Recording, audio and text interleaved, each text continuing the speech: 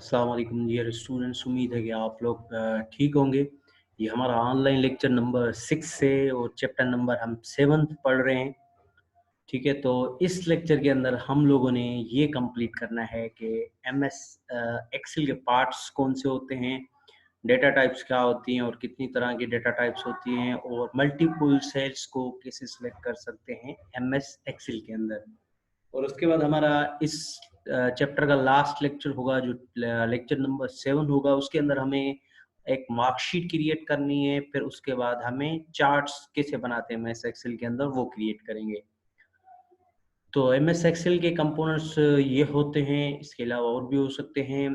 Quick access tool bar, title bar, file tab, name box, cell, range, ETC, बहुत सारे components हैं। तो इस पिक्चर में आप लोग ये सारे के सारे कंपोनेंट्स देख सकते हैं। तो फर्स्ट यहाँ पे हम लोग स्टार्ट करते हैं, यहाँ से फाइल है, ठीक है, मेन्यू टैब इसको कहते हैं या फाइल टैब कहते हैं। इसके अंदर सेव, ओपन, न्यू, क्लोज का ऑप्शन होते हैं, क्लोज के ऑप्शन होते हैं। उसके बाद क्विक एक्सेस टूल बार है, इसके अंदर सेव, कॉपी, रीडू, अनडू। यहाँ पे हम लोग सिंपली जो है ना यहाँ पे रखते हैं शॉर्टकट करने के लिए, जल्दी जल्दी काम करने के लिए। उसके बाद यहाँ पे टाइटल बार होता है, टाइटल बार सिंपली इसके अंदर हम लोग फाइल का नाम वगैरह जो होता है वो टाइटल टॉप पे आता है। ओके, उसके बाद फार्मूला बार होता है, इसके अंदर हम लोग जो भी कुछ लिखते हैं तो यहाँ पे फार्मूला के अंदर लिखा हुआ आता है। उसके बाद हम कॉलम लेटर्स होते हैं, column letters A B C D आप लोग यहाँ से देख रहे हैं, तो ये सारे के सारे क्या कहलाते हैं, कॉलम्स कहलाते हैं। उसके बाद ये कंट्रोल बटन होते हैं 3, जो क्रॉस है यहाँ पे इसको हम लोग यूज करते हैं क्लोज एप्लीकेशन करने के लिए या क्लोज सॉफ्टवेयर करने के लिए। ओके, उसके बाद ये बीच वाला जो बटन है इसको कहते हैं मैक्सिमाइज और रिस्टोर बटन। इसके जरिए हम लोग साइज को छोटा कर सकते हैं, बड़ा कर सकते हैं। उसके बाद मिनिमाइज, मतलब इसको मिनिमाइज करना है तो माइनस का बटन होता है, उस पर क्लिक करना है। और उसके बाद यहाँ पे रिबन्स हैं, नीचे जितने भी ऑप्शन हैं वो सारे के सारे क्या हैं, रिबन्स हैं। ओके, अब उसके बाद हम लोग यहाँ से चलते हैं। ओके, नेम बॉक्स, ये नेम बॉक्स क्या होता है, सेल का नेम होता है, मतलब उसकी एड्रेस होती है। जैसे यहाँ पे इस सेल की एड्रेस है A1, तो आप लोग देख सकते हैं A मतलब कॉलम, A1 मतलब रो। तो सेल की डेफिनेशन भी यही है कि ऐसी पॉइंट जहाँ पे रो और कॉलम इंटरसेक्ट करें इसको क्या कहते हैं, सेल कहते हैं। ओके, उसके बाद ये नंबर्स होते हैं 1 2 3 4 5। ये हमने ऑलरेडी पढ़े हुए हैं कि ये इनको हम लोग क्या कहते हैं, रो नंबर्स कहते हैं या रोज कहते हैं। उसके बाद ये स्टेटस बार है, यहाँ पे स्टेटस बार में बेसिकली मोड्स होते हैं, दो तरह के मोड्स होते हैं, एक होता है रेडी मोड और उसके बाद होता है एक्सटेंड मोड।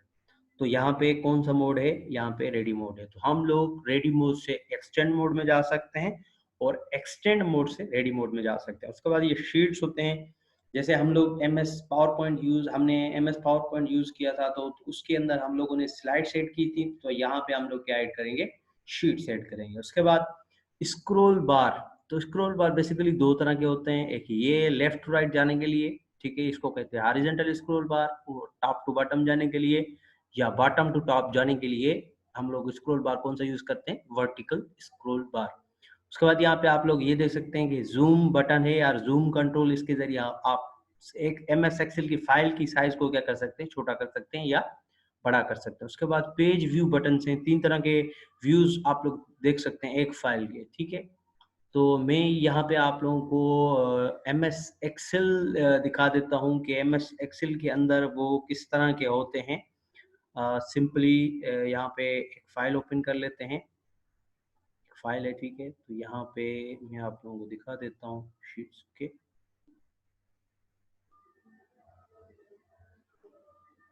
ओके, तो ये बेसिकली हमारे पास एम एस एक्सेल का लुक है, ठीक है।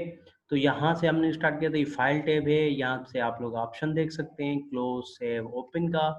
ओके, उसके बाद ये क्विक एक्सेस टूल बार है, कॉपी, रीडू, अनडू, ये ऑप्शन सारे के सारे इधर मौजूद हैं। और उसके बाद यहाँ पे टाइटल बार है, सिलेक्टिंग सेल्स, मतलब ये फाइल का नाम है। और ये रिस्टोर, मतलब जिसे फुल साइज में साथ, तो आप इसको मैक्सिमाइज कर सकते हैं और यहाँ से मिनिमाइज कर सकते हैं, यहाँ से क्लोज। ओके, तो ये टैब्स होते हैं, ठीक है, insert tab, home tab. Okay, इसके नीचे सारे के सारे ऑप्शन जो हैं वो किस में आते हैं, रिबन में आते हैं। उसके बाद यहाँ पे हमारे पास नेम बॉक्स होता है कि इस सेल का नाम कौन सा है, B2, तो B2 यहाँ पे लिखा हुआ है। उसके बाद हमारे पास आता है फार्मूला बार, तो फार्मूला बार में आप जो भी लिखेंगे वो फार्मूला बार में भी लिखा हुआ है। जैसे यहाँ पे मैं लिखता हूँ आसिफ, तो बेसिकली आसिफ जो है वो इसमें भी लिखा हुआ है। तो इसको कहते हैं फार्मूला बार। उसके बाद मैंने आप लोगों को बताया कि दो तरह के स्क्रॉल बार होते हैं, ठीक है। लेफ्ट टू जाने राइट जाने के लिए हॉरिजॉन्टल स्क्रॉल बार होता है, और टॉप टू बॉटम जाने के लिए या बॉटम टू टॉप जाने के लिए तो हमारे पास एक और स्क्रॉल बार होता है जिसका नाम होता है वर्टिकल स्क्रॉल बार।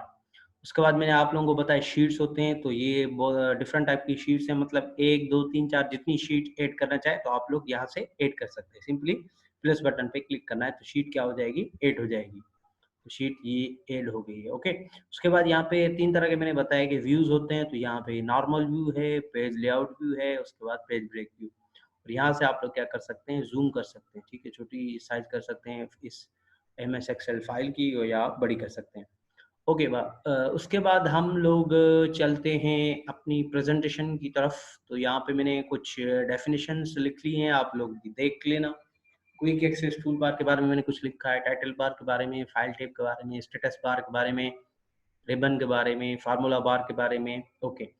उसके बाद हम लोग एक और न्यू टॉपिक स्टार्ट कर रहे हैं जिसका नाम है डेटा टाइप्स। अब डेटा टाइप बेसिकली क्या होते हैं, जो भी हम लोग MS एक्सेल के अंदर लिखते हैं वो बेसिकली क्या होती है, डेटा होती है। तो डेटा आपकी नंबर्स के फॉर्म में भी हो सकती है, जैसे मैंने यहाँ पे नंबर लिखे हुए 1 2 3 4 5, या फोन नंबर लिखते हैं, डेट लिखते हैं, सिंपली वो किस में आएगा, नंबर डेटा टाइप उसकी होगी। जो कुछ आप लोग टेक्स्ट लिखते हैं, जैसे आपका नाम हो गया, क्लास नेम हो गया, या स्कूल नेम हो गया, तो वो सिंपली क्या हो जाएगा, टेक्स्ट हो जाएंगे, ओके, टेक्स्ट डेटा टाइप हो जाएगी। उसके बाद आप लोग अगर को दो नंबर्स को ऐड करने हैं, मल्टीप्लाई करने हैं, डिवाइड करने हैं, एवरेज निकालनी है, तो सिंपली वो किस में आ जाएगा, फार्मूला डेटा टाइप में आ जाएगा। तो उसके बारे में मैंने ये एग्जाम्पल और उसके बारे में उनके बारे में डेफिनेशन लिखी है। उसके बाद हम लोग चलते हैं कि हम लोग मल्टीपल सेल MS एक्सेल के अंदर कैसे सिलेक्ट करते हैं, यूजिंग माउस के जरिए एक्सटेंड मोड के अंदर। पहले मैंने आप लोगों को बताया कि था कि दो तरह के मोड्स होते हैं, एक होता है एक्सटेंड मोड, दूसरा होता है रेडी मोड। तो ये कैसे सिलेक्ट कर सकते हैं, तो मैं आप लोगों को यहाँ पे प्रैक्टिकल करके दिखाता हूँ। ये ऑलरेडी मैंने स्टेप्स भी लिख लिए हैं। पहली स्टेप ये है कि आपको क्या करना है, मोड चेंज करना है। तो यहाँ से आप लोग क्या करेंगे, मोड चेंज करेंगे, सॉरी, यहाँ पे क्लिक करना है, ओके। मोड चेंज करेंगे, ऑलरेडी मोड कौन सा चल रहा है, एक्सटेंड मोड है, तो रेडी मोड को हमने यहाँ से क्लिक नहीं किया। अगर यहाँ से सिलेक्ट करेंगे तो रेडी मोड में हम लोग चले जाएंगे, तो रेडी मोड में हमें नहीं आना, हमें किस में जाना है, एक्सटेंड मोड में।